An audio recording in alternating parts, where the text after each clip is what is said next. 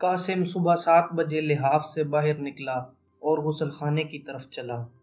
راستے میں یہ اس کو ٹھیک طور پر معلوم نہیں، سونے والے کمرے میں، صحن میں یا غسل خانے کے اندر اس کے دل میں یہ خواہش پیدا ہوئی کہ وہ کسی کو الو کا پٹھا کہے، بس صرف ایک بار غصے میں یا طنزیہ انداز میں کسی کو الو کا پٹھا کہہ دے۔ قاسم کے دل میں اس سے پہلے کئی بار بڑی بڑی انوکھی خواہشیں پیدا ہو چکی تھیں، مگر یہ خواہش سب سے نرالی تھی۔ وہ بہت خوش تھا، رات اس کو بڑی پیاری نیند آئی تھی، وہ خود کو بہت تر و تازہ محسوس کر رہا تھا۔ لیکن پھر یہ خواہش کیسے اس کے دل میں داخل ہو گئی؟ دانت صاف کرتے وقت اس نے ضرورت سے زیادہ وقت صرف کیا، جس کے باعث اس کے مسوڑے چھل گئے۔ دراصل وہ سوچتا رہا کہ یہ عجیب و غریب خواہش کیوں پیدا ہوئی، مگر وہ کسی نتیجے پر نہ پہنچ سکا۔ بیوی سے وہ بہت خوش تھا، ان میں کبھی لڑائی نہ ہوئی تھی، نوکروں پر بھی وہ ناراض نہیں تھا، اس لیے کہ غلام محمد اور نبی بخش دونوں خاموشی سے کام کرنے والے مستعد نوکر تھے۔ موسم بھی نہایت خوشگوار تھا، فروری کے سہانے دن تھے جن میں کنوار پنے کی تازگی تھی، ہوا خنک اور ہلکی، دن چھوٹے نہ راتیں لمبی، نیچر کا توازن بالکل ٹھیک تھا اور قاسم کی صحت بھی خوب تھی۔ سمجھ میں نہیں آتا تھا کہ کسی کو بغیر وجہ کے الو کا پٹھا کہنے کی خواہش اس کے دل میں کیوں کر پیدا ہو گئی۔ قاسم نے اپنی زندگی کے 28 برسوں میں متعدد لوگوں کو الو کا پٹھا کہا ہوگا، اور بہت ممکن ہے کہ اس سے بھی کڑے الفاظ اس نے بعض موقعوں پر استعمال کیے ہوں اور گندی گالیاں بھی دی ہوں، مگر اسے اچھی طرح یاد تھا کہ ایسے موقعوں پر خواہش بہت پہلے اس کے دل میں پیدا نہیں ہوئی تھی، مگر اب اچانک طور پر اس نے محسوس کیا تھا کہ وہ کسی کو الو کا پٹھا کہنا چاہتا ہے، اور یہ خواہش لمحہ بلمحہ شدت اختیار کرتی چلی گئی، جیسے اس نے اگر کسی کو الو کا پٹھا نہ کہا تو بہت بڑا حرج ہو جائے گا۔ دانت صاف کرنے کے بعد اس نے چھلے ہوئے مسوڑوں کو اپنے کمرے میں جا کر آئینے میں دیکھا، مگر دیر تک ان کو دیکھتے رہنے سے بھی وہ خواہش نہ دبی جو ایک اس کے دل میں پیدا ہو گئی تھی۔ قاسم منطقی قسم کا آدمی تھا، وہ بات کے تمام پہلوؤں پر غور کرنے کا عادی تھا۔ آئینہ میز پر رکھ کر وہ آرام کرسی پر بیٹھ گیا اور ٹھنڈے دماغ سے سوچنے لگا۔ مان لیا کہ میرا کسی کو الو کا پٹھا کہنے کو جی چاہتا ہے، مگر یہ کوئی بات تو نہ ہوئی۔ میں کسی کو الو کا پٹھا کیوں کہوں؟ میں کسی سے ناراض بھی تو نہیں ہوں۔ یہ سوچتے سوچتے اس کی نظر سامنے دروازے کے بیچ میں رکھے ہوئے حقے پر پڑی۔ ایک دم اس کے دل میں یہ باتیں پیدا ہوئیں، عجیب واہیات نوکر ہے، دروازے کے عین بیچ میں یہ حقہ ٹکا دیا ہے۔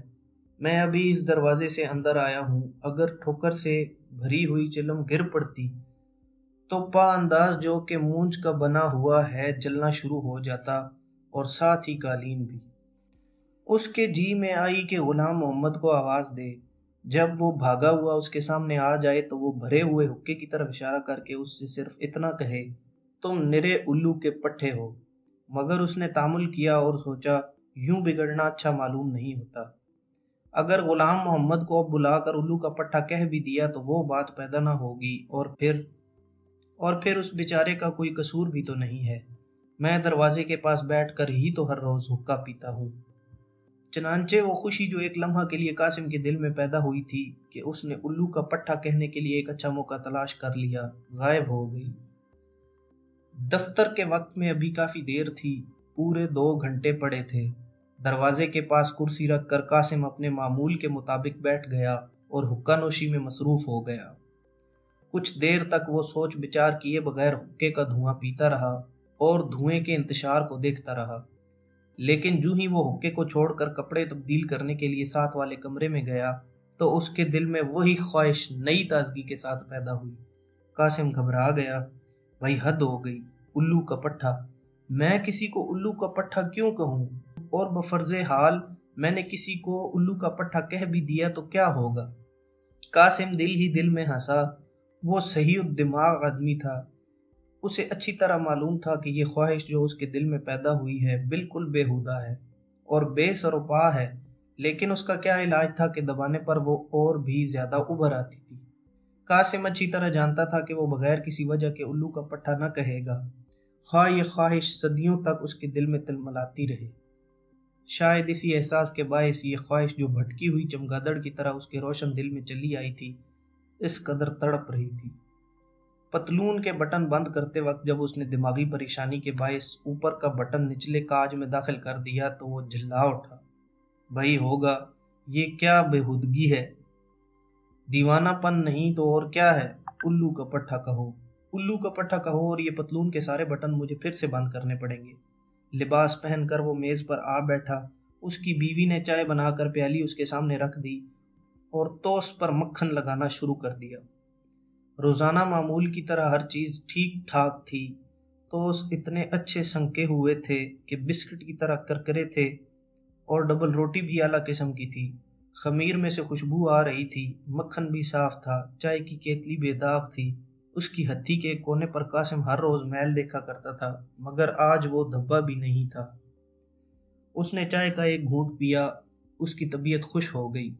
خالص دارجلنگ کی چائے تھی جس کی مہک پانی میں بھی برقرار تھی، دودھ کی مقدار بھی صحیح تھی۔ قاسم نے خوش ہو کر اپنی بیوی سے کہا، آج چائے کا رنگ بہت ہی پیارا ہے اور بڑے سلیقے سے بنائی گئی ہے۔ بیوی تعریف سن کر خوش ہوئی، مگر اس نے منہ بنا کر ایک ادا سے کہا، جی ہاں، بس آج اتفاق سے اچھی بن گئی ہے، ورنہ ہر روز تو آپ کو نیم گھول کے پلائی جاتی ہے۔ مجھے سلیقہ کہاں آتا ہے؟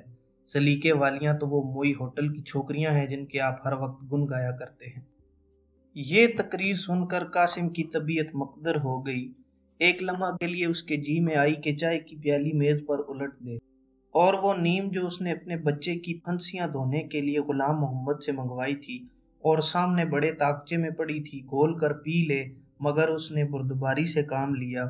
یہ عورت میری بیوی ہے، اس میں کوئی شک نہیں کہ اس کی بات بہت ہی بھونڈی ہے، مگر ہندوستان میں سب لڑکیاں بیوی بن کر ایسی ہی بھونڈی باتیں کرتی ہیں، اور بیوی بننے سے پہلے اپنے گھروں میں وہ اپنی ماؤں سے کیسی باتیں سنتی ہیں، بالکل ایسی ادنا قسم کی باتیں، اور اس کی وجہ صرف یہ ہے کہ عورت کو عمومی زندگی میں اپنی حیثیت کی خبر ہی نہیں۔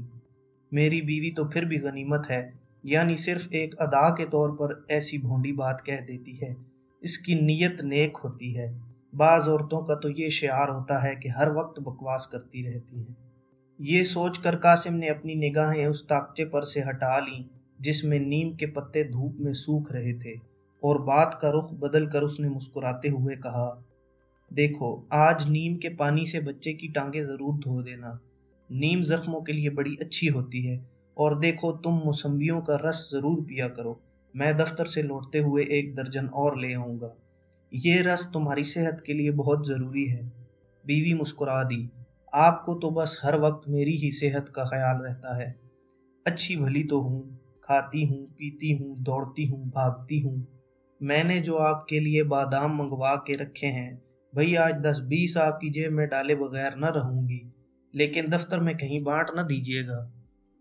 قاسم خوش ہو گیا کہ چلو موسمبیوں کے رس اور باداموں نے اس کی بیوی کے مصنوعی غصے کو دور کر دیا، اور یہ مرحلہ آسانی سے طے ہو گیا۔ دراصل قاسم ایسے مرحلوں کو آسانی کے ساتھ ان طریقوں ہی سے طے کیا کرتا تھا جو اس نے پڑوس کے پرانے شوہروں سے سیکھے تھے، اور اپنے گھر کے ماحول کے مطابق ان میں تھوڑا بہت رد و بدل کر لیا کرتا تھا۔ چائے سے فارغ ہو کر اس نے جیب سے سگریٹ نکال کر سلگایا اور اٹھ کر دفتر جانے کی تیاری کرنے ہی والا تھا کہ پھر وہی خواہش نمودار ہو گئی۔ اس مرتبہ اس نے سوچا کہ اگر میں کسی کو الو کا پٹھا کہہ دوں تو کیا حرج ہے، زیر لب بالکل ہولے سے کہہ دوں، الو کا پٹھا، تو میرا خیال ہے کہ مجھے دلی تسکین ہو جائے گی۔ یہ خواہش میرے سینے میں بوجھ بن کر بیٹھ گئی ہے، کیوں نہ اس کو ہلکا کر دوں۔ اس کو صحن میں بچے کا کموڈ نظر آیا۔ یوں صحن میں کموڈ رکھنا سخت بدتمیزی تھی، اور خصوصاً اس وقت جب کہ وہ ناشتہ کر چکا تھا اور خوشبودار کرکرے توس اور انڈوں کا ذائقہ ابھی تک اس کے منہ میں تھا۔ اس نے زور سے آواز دی، غلام محمد۔ قاسم کی بیوی جو ابھی تک ناشتہ کر رہی تھی بولی، غلام محمد باہر گوشت لینے گیا ہے، کوئی کام تھا آپ کو اس سے؟ 1 سیکنڈ کے اندر اندر قاسم کے دماغ میں بہت سی باتیں آئیں، کہہ دوں یہ غلام محمد الو کا پٹھا ہے، اور یہ کہہ کر جلدی سے باہر نکل جاؤں، نہیں، وہ خود تو موجود ہی نہیں، پھر بالکل بیکار ہے۔ لیکن سوال یہ ہے کہ بیچارے غلام محمد ہی کو کیوں نشانہ بنایا جائے؟ اس کو تو میں ہر وقت الو کا پٹھا کہہ سکتا ہوں۔ قاسم نے ادھ جلا سگریٹ گرا دیا اور بیوی سے کہا، کچھ نہیں، میں اس سے یہ کہنا چاہتا تھا کہ دفتر میں میرا کھانا بے شک 1:30 بجے لے آیا کرے۔ تمہیں کھانا جلدی بھیجنے میں بہت تکلیف کرنا پڑتی ہے۔ یہ کہتے ہوئے اس نے بیوی کی طرف دیکھا جو فرش پر اس کے گرائے ہوئے سگریٹ کو دیکھ رہی تھی۔ قاسم کو فوراً اپنی غلطی کا احساس ہوا۔ یہ سگریٹ اگر بجھ گیا اور یہاں پڑا رہا تو اس کا بچہ رینگتا رینگتا آئے گا اور اسے اٹھا کر منہ میں ڈال لے گا، جس کا نتیجہ یہ ہوگا کہ اس کے پیٹ میں گڑبڑ مچ جائے گی۔ قاسم نے سگریٹ کا ٹکڑا اٹھا کر غسل خانے کی موری میں پھینک دیا۔ یہ بھی اچھا ہوا کہ میں نے جذبات سے مغلوب ہو کر غلام محمد کو الو کا پٹھا نہیں کہہ دیا۔ اس سے اگر ایک غلطی ہوئی ہے تو ابھی مجھ سے بھی تو ہوئی تھی، اور میں سمجھتا ہوں کہ میری غلطی زیادہ شدید تھی۔ قاسم بڑا صحیح الدماغ آدمی تھا۔ اسے اس بات کا اندازہ تھا کہ وہ صحیح خطوط پر غور و فکر کرنے والا انسان ہے، مگر اس احساس نے اس کے اندر برتری کا خیال کبھی پیدا نہیں کیا تھا۔ یہاں پر پھر اس کی صحیح الدماغی کو دخل تھا کہ وہ احساس برتری کو اپنے اندر دبا دیا کرتا تھا۔ موری میں سگریٹ کا ٹکڑا پھینکنے کے بعد اس نے بلا ضرورت صحن میں ٹہلنا شروع کر دیا۔ وہ دراصل کچھ دیر کے لیے بالکل خالی الذہن ہو گیا تھا۔ اس کی بیوی ناشتہ کا آخری توس کھا چکی تھی۔ قاسم کو یوں ٹہلتے دیکھ کر وہ اس کے پاس آئی اور کہنے لگی، کیا سوچ رہے ہیں آپ؟ قاسم چونک پڑا۔ کچھ نہیں، دفتر کا وقت ہو گیا کیا؟ یہ لفظ اس کی زبان سے نکلے اور دماغ میں وہی الو کا پٹھا کہنے کی خواہش تڑپنے لگی۔ اس کے جی میں آئی کہ بیوی سے صاف صاف کہہ دے کہ یہ عجیب و غریب خواہش اس کے دل میں پیدا ہو گئی ہے، جس کا سر ہے نہ پیر۔ بیوی ضرور سنے گی، اور یہ بھی ظاہر ہے کہ اس کو بیوی کا ساتھ دینا پڑے گا۔ چنانچہ یوں ہنسی ہنسی میں الو کا پٹھا کہنے کی خواہش اس کے دماغ سے نکل جائے گی۔ مگر اس نے غور کیا، اس میں کوئی شک نہیں کہ بیوی ہنسے گی اور میں خود بھی ہنسوں گا، لیکن ایسا نہ ہو کہ یہ بات مستقل مذاق بن جائے۔ ایسا ہو سکتا ہے کیا؟ ضرور ہو جائے گا، اور بہت ممکن ہے کہ انجام کار ناخوشگواری پیدا ہو۔ چنانچہ اس نے اپنی بیوی سے کچھ نہ کہا اور ایک لمحہ تک اس کی طرف یوں ہی دیکھتا رہا۔ بیوی نے بچے کا کموڈ اٹھا کر کونے میں رکھ دیا اور کہا، آج صبح آپ کے برخوردار نے وہ ستایا ہے کہ اللہ کی پناہ۔ بڑی مشکلوں کے بعد میں نے اسے کموڈ پر بٹھایا۔ اس کی مرضی یہ تھی کہ بستر ہی کو خراب کرے۔ آخر لڑکا کس کا ہے؟ قاسم کو اس قسم کی چخ پسند تھی۔ ایسی باتوں میں وہ تیکھے مزاح کی جھلک دیکھتا تھا۔ مسکرا کر اس نے بیوی سے کہا، لڑکا میرا ہی ہے، مگر میں نے تو آج تک کبھی بستر خراب نہیں کیا۔ یہ عادت اس کی اپنی ہوگی۔ بیوی نے اس کی بات کا مطلب نہ سمجھا۔ قاسم کو مطلقاً افسوس نہ ہوا، اس لیے کہ ایسی باتیں وہ صرف اپنے منہ کا ذائقہ درست کرنے کے لیے کیا کرتا تھا۔ وہ اور بھی خوش ہوا جب اس کی بیوی نے جواب نہ دیا اور خاموش ہو گئی۔ اچھا بھائی، میں اب چلتا ہوں، خدا حافظ۔ یہ لفظ جو ہر روز اس کے منہ سے نکلتے تھے آج بھی اپنی پرانی آسانی کے ساتھ نکلے اور قاسم دروازہ کھول کر باہر چل دیا۔